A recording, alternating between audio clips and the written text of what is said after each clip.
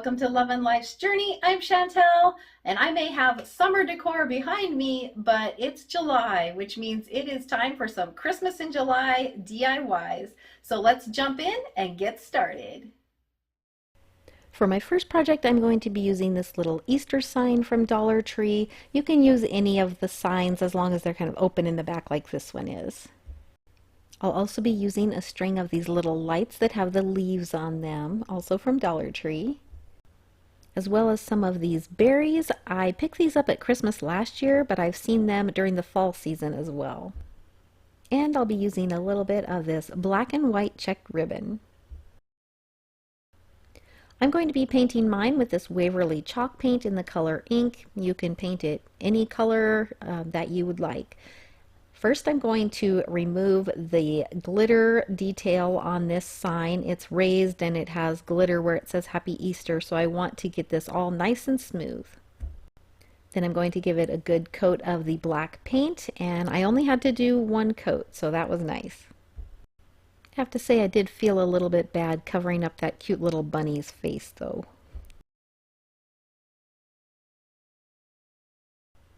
And I did go ahead and paint the sides as well. If you are able to, I would highly recommend picking up one of these glass trivets from the kitchen section in Dollar Tree. They work great for hot glue guns. The hot glue just peels right off of these so easily. And right now I'm going to put it underneath my sign just as a little extra protection because I'm going to drill a hole, and just in case I go a little too far, I don't want to damage my craft desk. I'm measuring up 1.5 inches and just putting a mark, and then I'm going to measure over just halfway so I know right where the center point is, and then that's where I'm going to drill my hole. And I am using a 3/16 inch drill bit.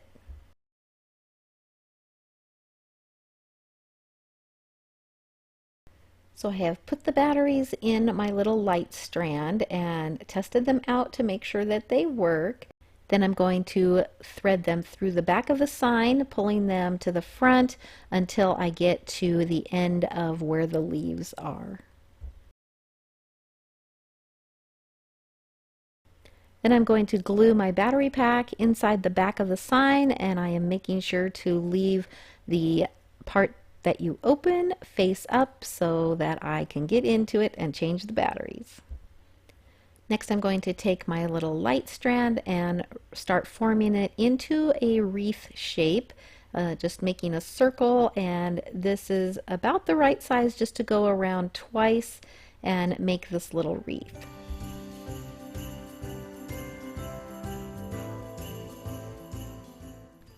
I used my Cricut machine and cut out this Merry Christmas lettering from Cricut Design Space, and I'm just getting an idea of where to place it.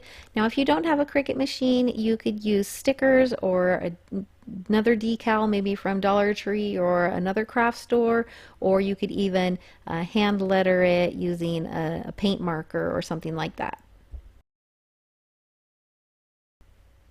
Once I got my lettering on, I decided I needed to make the wreath a little bit bigger, so I did end up taking it apart and making that just a little bit larger.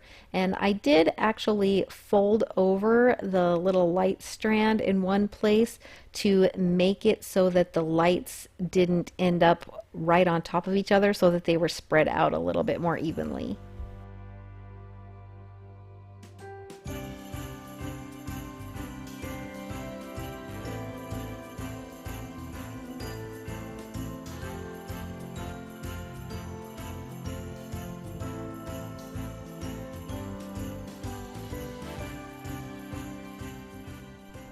To add a little bit of color, I'm going to take those red berries and just wind them around the wreath. And to hold my wreath in place, I'm going to add a little hot glue down by the hole at the bottom and then a little bit at the top of the wreath as well. And to finish this off, I'm going to make a bow just by looping my ribbon back and forth. Then I'm going to use a black pipe cleaner to tie through the center and twist the ribbon to hold it securely, and then I will hot glue that to the top. and this piece is done.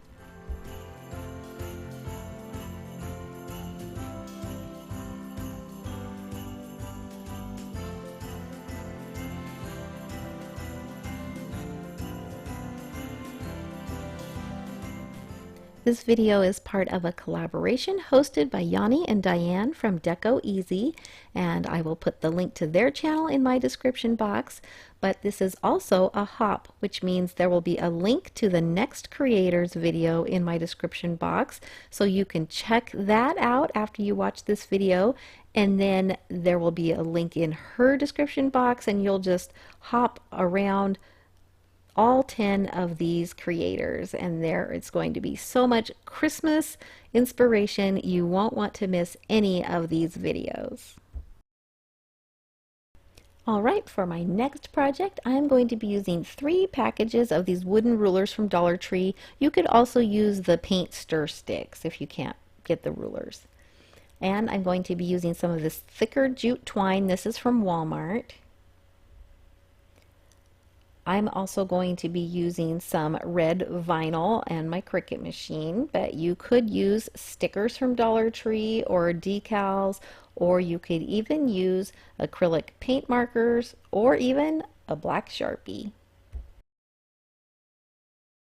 To start with, I'm going to peel off the little plastic measurement parts on the ruler. They just peel right off, and they are kind of sticky, so I like to just stick them on the packaging so that when I throw them in the garbage, they don't like stick to everything.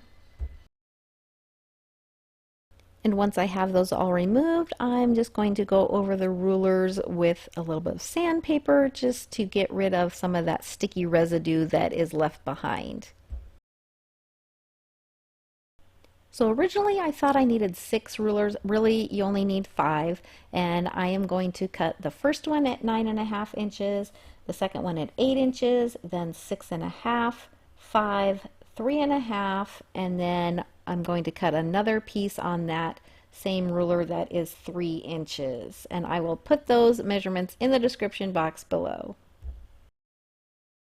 I'm using my miter box and saw to cut these, and you do want to make sure when you measure these that the end you are cutting off and not using is the one that has the hole in it, because all of these rulers have a hole in one end. If you don't have a miter box and saw, I would highly recommend getting one. They are great for these little craft projects where you don't want to use a power tool, and I do have a link to all my favorite crafting tools in the description box below if you want to check that out. So as I said, originally I did cut 6 pieces for the tree part plus 1 for the trunk of the tree. I ended up only using 5 for the main part of the tree. So now I am just sanding the edges to make sure there are no splinters or rough parts. And then I'm going to give all the pieces a coat of this chalk paint, just in an off-white color. This one is called Chiffon Cream. It is by Rust-Oleum, and I picked it up at Walmart.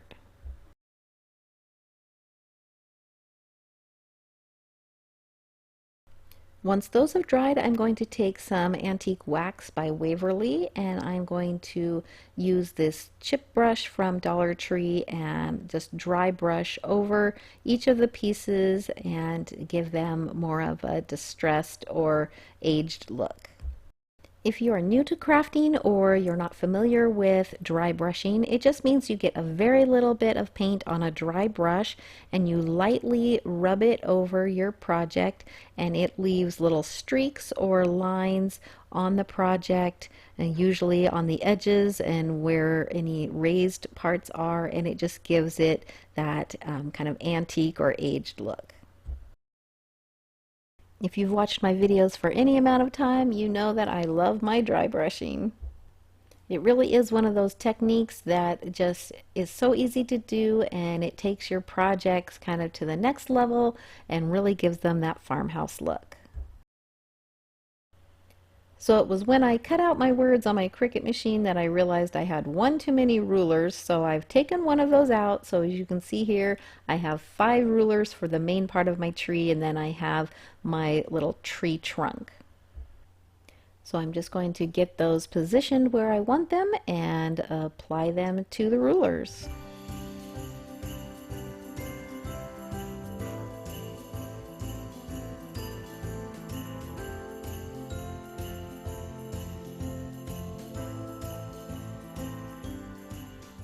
Once I have the lettering all on, I'm going to space these out kind of where I want them.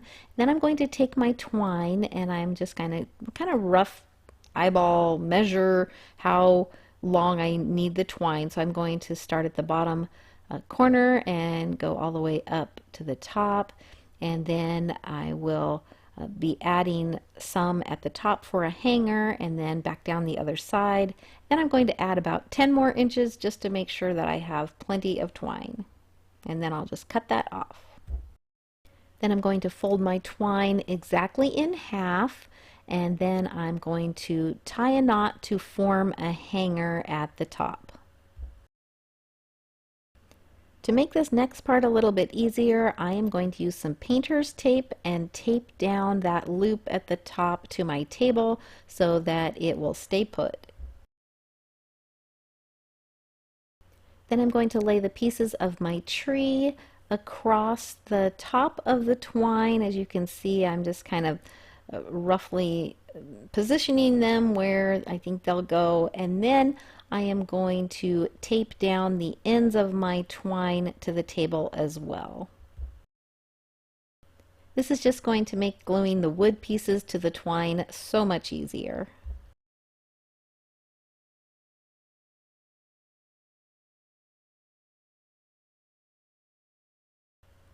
I used some craft sticks as spacers in between each of the pieces of my tree. This just helped me make the spaces more uniform and help them not to be uneven. Then I am carefully adding a little bit of hot glue to the top of each piece of twine and gluing each piece of wood on.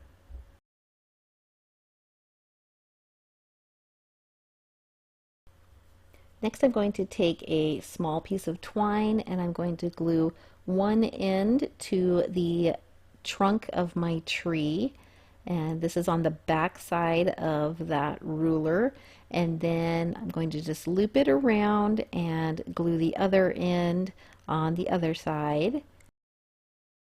And once the glue is set, it's okay to trim off those extra ends at the bottom, and then I'm just gluing that tree trunk right in the center below the word Christmas.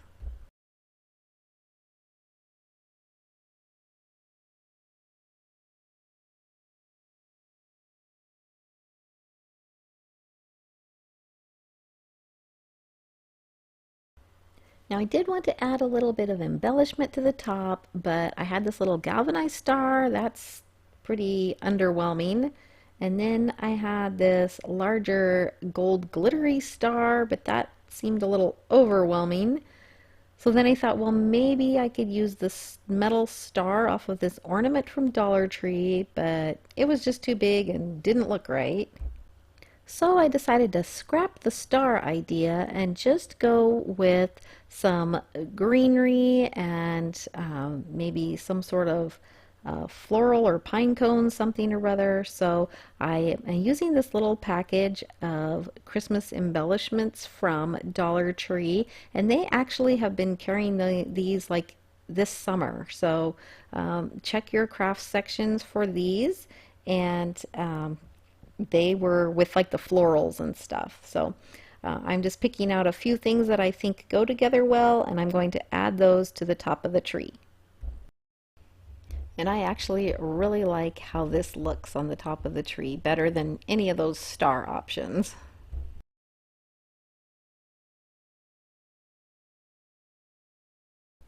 If you are new to my channel or coming over from the hop, welcome. I am so glad you're here. And if you like Dollar Tree DIYs or DIYs on a budget, I do a lot of that here on this channel. So I would love to have you stick around and hit that subscribe button. And don't forget to hit the bell and set your notifications so YouTube will notify you when I upload new videos.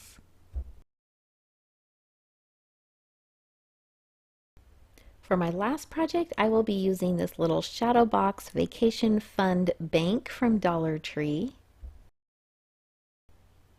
Also one of these glass candlesticks from Dollar Tree. And I'm going to also be using one of these wood finials. These I picked up at Hobby Lobby. They were $2.49 for a package of 3, but I do believe I did get them on a 40% off sale. I'm also going to be using these jingle bells from Dollar Tree. I'm using this pack of the larger silver bells as well as a package of smaller red bells. And then I'm going to be using some black spray paint that will adhere to glass. I'll also be using just a little bit of Christmas greenery as well as this piece of scrapbook paper I picked up at Hobby Lobby. So first I am going to take my candlestick and my little wood finial, and I am going to take these out and spray paint them with a couple of light coats of the paint. And while that is drying, I'm going to remove the back from this little bank. I'm also going to remove the label, and if this is a little hard, you can use a heat gun, but you want to be really careful because the back of this is plastic, and if you get it too hot, it will start to warp and bubble. But I really love how easy it makes it to remove labels. And if you have some sticky residue left, just dab that sticker that you just took off on top of it, and it should pick up most of that residue. Next, I'm going to measure that back to see what size I need to cut my scrapbook paper down to. Then I'm going to cut that, and then I'll use just a regular Elmer's glue stick to glue the paper on.